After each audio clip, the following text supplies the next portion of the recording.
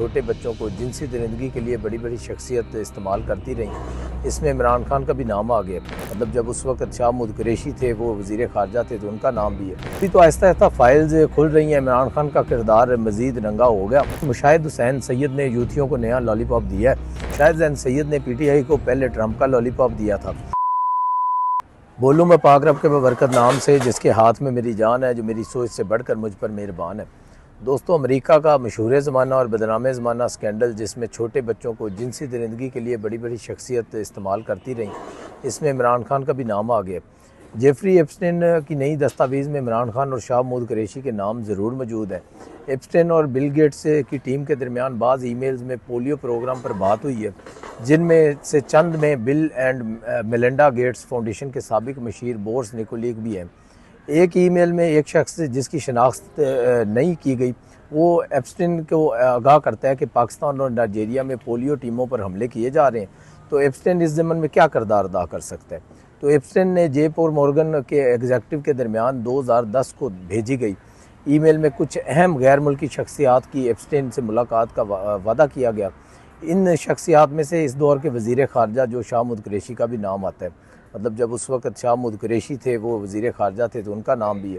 Bill Gates Pakistani media से खुश नहीं थे कि उसने इमरान खान से इनकी जो टेलीफोनिक बात हुई थी उसको रिपोर्ट कर दिया था, क्योंकि बिल गेट्स को खदशा था कि कहीं इससे पोलियो मुहिम पर असरअंदाज ना हो जाए, उस पर कोई असर ना पड़ जाए, तो वो इफ़ेक्ट ना हो। तो इसलिए वो जो पाकिस्तानी मीडिया से इतना खुश नहीं थे। तो अभी तो आहिस्ता आहिस्ता फाइल्स खुल रही हैं। इमरान खान का किरदार मज़ीद नंगा हो गया, क्योंकि जो ख़तून जेफरी के साथ होती थी, उस ख़तून का इमरान खान के साथ बहुत अच्छा ताल्लुक़ है। उनके साथ बहुत मुलाकातें भी हैं, तस्वीर भी हैं उनकी, जो इमरान खान से मुलाकातें होती रही हैं। तो ये सारी चीज़ें जो रिकॉर्ड का हिस्सा है और रिकॉर्ड में मौजूद है। दूसरी जानब दोस्तों, IG पंजाब डॉक्टर उस्मान अनवर को तकरीबन 3.5 साल के बाद तब्दील कर दिया गया। इन्हें DG FIA तैनात भी कर दिया गया। हुकूमत की जानिब से उस्मान अनवर को DG FIA तैनात करने का नोटिफिकेशन भी जारी कर दिया गया। डॉक्टर उस्मान अनवर की जनवरी 2023 में IG पंजाब तैनात किया गया था, और गुज़श्ता रोज़ उनकी जगह राव अब्दुल करीम को IG पंजाब लगाया गया।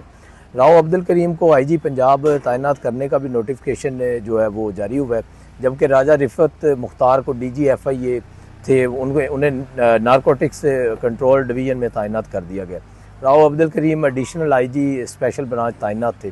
अब यहाँ पर देखना ये है कि जो पाकिस्तान ने जब से बना है, तो अगर आप हिस्ट्री निकालें तो जो डॉक्टर उस्मान अनवर साहब हैं, उनका जो किरदार है पुलिस के लिए, वो मेरे ख़्याल में जो सुनहरी हरूफ में लिखा जाएगा कि अगर इनके ऊपर एक किताब छाप दी जाए तो वो भी मेरे ख्याल में कम पड़ जाएगी, क्योंकि जो डॉक्टर उस्मान अनवर साहब की पुलिस मुलाजमीन के लिए और पुलिसिंग जो उन्होंने की आवाम के लिए, पंजाब के लिए, उनकी खिदमात को भुलाया नहीं जा सकता, और उनकी खिदमात पर जितनी तारीफ़ उनकी की जाए वो कम है। क्योंकि डॉक्टर उस्मान अनवर साहब ने अपने जो जितने पुलिस मुलाजमीन जो शहीद हो चुके थे, या जो वेलफेयर के जितने इनके प्रोजेक्ट्स थे, या जितने भी इनके एहसन इक़दाम थे, उनको इतने अच्छे तरीके से उनको आगे बढ़ाया। जो इनका रेवेन्यू था पुलिस डिपार्टमेंट का, जो इनका व्हीकल का निज़ाम था, मतलब जो जितनी भी गाड़ियाँ थी, हर सेक्टर के अंदर उन्होंने सिर्फ क्राइम पर कंट्रोल नहीं किया, बल्कि उन्होंने अपने इदारे को एक बाहर जो यूरोप के इदारे की तरह खड़ा किया है। उसके अंदर जो लोग 20-20 साल से उनकी प्रमोशन नहीं होती थी, जो हवालदार या सिपाही कांस्टेबल भर्ती होता था, तो उसके बाद 25 साल गुजर जाने के बाद भी पता चलता था कि वो अभी हवालदार ही है। तो उनकी जो एक प्रमोशन का जो सिलसिला है, उसको बड़े अच्छे तरीके से आगे बढ़ाया। और आज लोग जो हैं पंजाब के अंदर, ख़ास तौर पे जो पुलिस के मुलाजमीन है, जो शोहदा है, जो जिनके बच्चे वहाँ पर पढ़ रहे हैं स्कूलों के अंदर, जो उन्होंने स्कूल का सिस्टम शुरू किया, जो उसके बाद उन्होंने सहूलत सेंटर कायम किए, तो ये सारा निज़ाम जो डॉक्टर उस्मान अनवर साहब ने किया है, तो ये उनका अकेले का एक दिमाग था। तो जो उन्होंने खिदमात दी हैं, उसके ऊपर उनको खराज तहसीन पेश करना चाहिए। तो ज़ाहिरी बात है, अब वो वफाक में गए हैं, तो FIA के अंदर भी जितने मामलात गड़बड़ थे, जो एयरपोर्ट्स के ऊपर आपको पता है कि जो मुसाफिरों के साथ हो रहा है, तो उसके अंदर अपना कुलीदी किरदार अदा करेंगे, और उसको भी इसी तरह एक मुनज़्ज़म इदारा बनाएंगे कि जिस तरह पंजाब में पुलिस का निज़ाम अच्छा किया, तो FIA भी एक बेहतरी की तरफ रवान हुआ हो। तो मेरे ख्याल में जो आज पुलिस मुलाजमीन जो शोहदा के बच्चे हैं, वो और जो लोग प्रमोशन होकर जो ASI से अभी इंस्पेक्टर बन गए हैं पिछले 4 साल में, या कोई हवालदार से ASI बन गया, या ASI से सब इंस्पेक्टर बन चुके हैं, और इंस्पेक्टर से DSP हो चुके हैं, DSP से SP हो चुके हैं, वो तमाम लोग आज उनको दवाएं देते हैं, उनके बच्चे भी दवाएं देते हैं। तो वो उनकी जो खुशी है वो आज गम में बदल चुकी है कि उनका जो एक मसीहा था वो आज यहाँ से वफाक में चला गया। लेकिन ज़ाहिरी बात है ये ट्रांसफ़र पोस्टिंग सर्विस का हिस्सा है, तो वो अब जो वफाक में अपनी खिदमात देंगे तो इंशाल्लाह वो इसी तरह जैसे सूबे में उन्होंने किया है वो वफाक में भी जो फेडरल इन्वेस्टिगेशन एजेंसी है जो FI है उसके अंदर अपना जो है मेन किरदार अदा करेंगे, जिससे पाकिस्तान के जो मुसाफिर हैं, जो पाकिस्तान के अंदर क्राइम हो रहा है वफाकी इदारों के अंदर, तो उसको ख़त्म करने में अपना कुलीदी किरदार अदा करेंगे। तो दूसरी तरफ दोस्तों इधर मुशाहिद हुसैन सैयद ने यूथियों को नया लॉलीपॉप दिया है कि तुर्क सदर इमरान खान को अपना मेहमान बनाना चाहते हैं। इमरान खान को तुर्क सदर ने रहा करा कर साथ ले जाने की ऑफ़र की है। अब ये बात कितनी मज़े की है कि मुशाहिद हुसैन सैयद ने PTI को पहले ट्रंप का लॉलीपॉप दिया था, जितना इमरान खान के करीब किया वो उतना हुकूमत के करीब हो गया। अब तुर्क सदर से इमरान खान को रहा कराने का दावा कर रहे हैं। देखें अब कौन केड़ा चंद चढ़ेगा, मतलब कौन सा चंद चढ़ता है।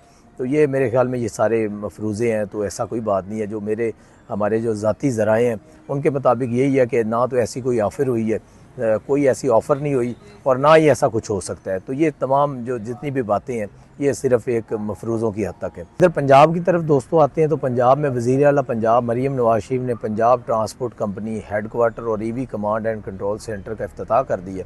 इलेक्ट्रो जो बस के जदीद तरीन और आटोमेटिक वाशिंग प्लांट का मुशाहिदा किया गया। वाशिंग प्लांट पर आटोमेटिक तरीक़ाकार से इलेक्ट्रो बस की वाशिंग और ड्राई किया जाता है।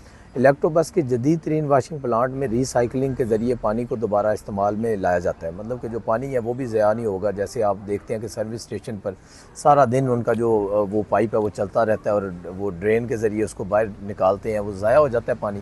तो ये इसका जो रीसाइकिल का सिस्टम इन्होंने बनाया है, जो मंगवाया बाहर से, तो वो बहुत एक अच्छा कदम है। ये आहिस्ता आहिस्ता उन्होंने ये भी पहले एक मीटिंग में कह चुकी हैं वज़ीर आला साहिबा कि उसको जो जितने भी अब नए सर्विस स्टेशन बनेंगे जो बनते हैं लाहौर में या छोटे शहरों में, उसका प्रॉपर एक NOC होगा, एक नया मैकेनिज़्म बनेगा ताकि वो पानी ज़ाया ना हो। तो ये अभी इलेक्ट्रो बसेस के लिए जो बनवाया उन्होंने सिस्टम, तो इसके अंदर पानी को दोबारा रिसाइकिल करके वो दोबारा इस्तेमाल में लाया जा सकेगा। तो ये बड़ा एक अच्छा इक़दाम है। वज़ीर आला मरीम नवाज़ शरीफ ने ग्रीन इलेक्ट्रो बस के नए रूट्स दरियाफ़्त करने की भी हिदायत की है।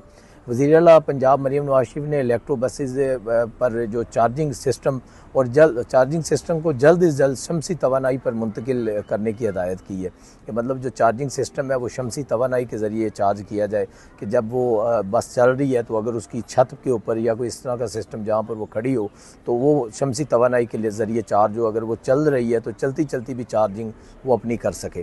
तो मतलब उसकी छत के ऊपर इस तरह का सिस्टम लग जाएगा जो सोलर का या कुछ भी शमसी तवानाई के ज़रिए वो चार्ज हो, तो ये एक बिजली का ख़र्चा भी कम किया जाए।